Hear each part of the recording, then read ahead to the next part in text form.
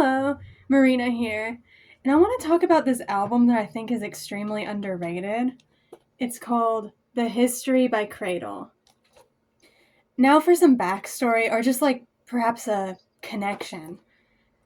This right here is Suzi Quatro, and she had her own musical career, uh, like a solo project, but she inspired Joan Jett, the woman who did I Love Rock and Roll and Bad Reputation, which this is my perfect personal favorite album of hers. So Cradle is a band comprised of the Quattro sisters and a few other members, but they were first in this band called the Pleasure Seekers.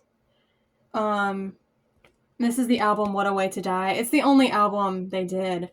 I think this was probably in the mid to it says all songs recorded 1965 to 1968. And a lot of the songs were like garage rock, blues, even some like poppy type songs. And it's a good album in and of itself.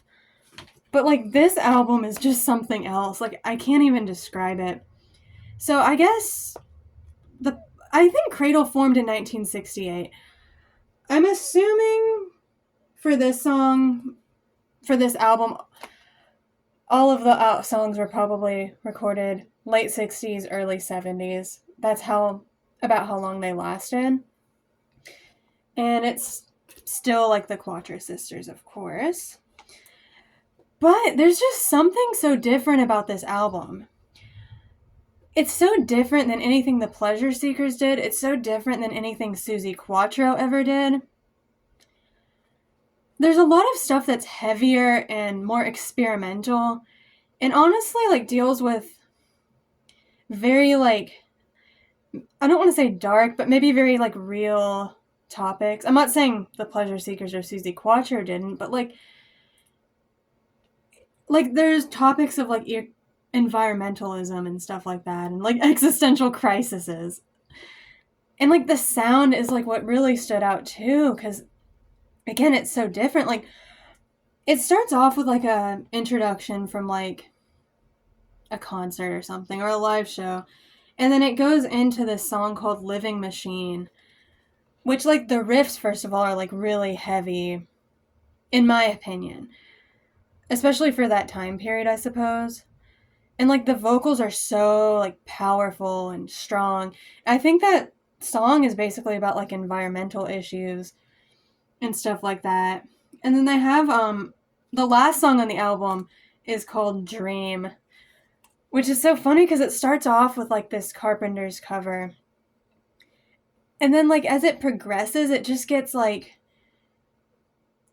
first it has, like, a jammy bit with, like, a jammy, like, bluesy guitar solo, and then it gets, like, really heavy and almost, like, demented sounding, like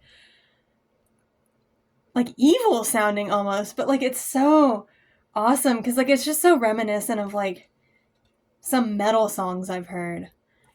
And, like, just the way it, like, transforms and that song just takes you on this, like, journey is insane.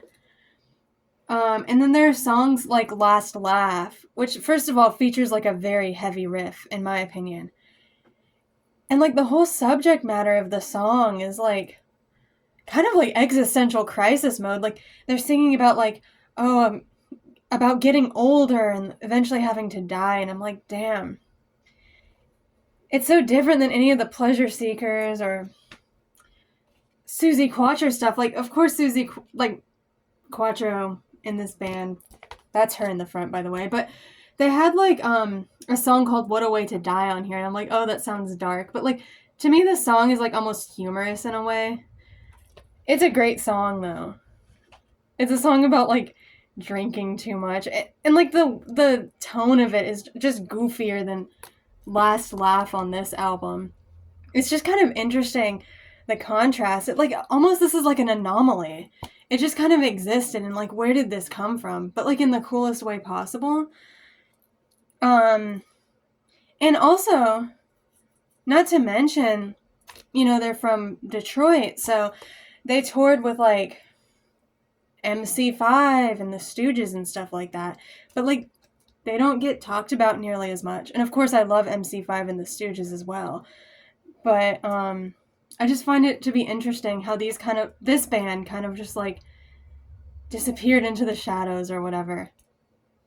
And funny enough about that, there's a song on here called Funny Man, which is dedicated to Iggy from Iggy and the Stooges, which I think one of the girls dated. And you see that in the open part, the gatefold, there's like all kinds of information about them and pictures. And like I just think they were so cool. Like I think this album is just like has a very like all the songs just are completely their own thing. It's like very diverse. Like some of the songs like on Man is a Man, like some of the parts in the songs just sound so ethereal. And while like Last Laugh is super heavy, Soothsayer is like another like really intense song in my opinion. As far as I understand, it's like an anti-rape song, so of course it's like really intense, but like it's just so cool that they were singing about topics like this during that time period. And it just kind of like this just band just kind of appeared and disappeared. As far as I could tell, this is the only album they did. And if they did other stuff, I would love to hear it, but I just think it's extremely underrated and awesome, and I just wanted to talk about it and recommend this album. Thank you.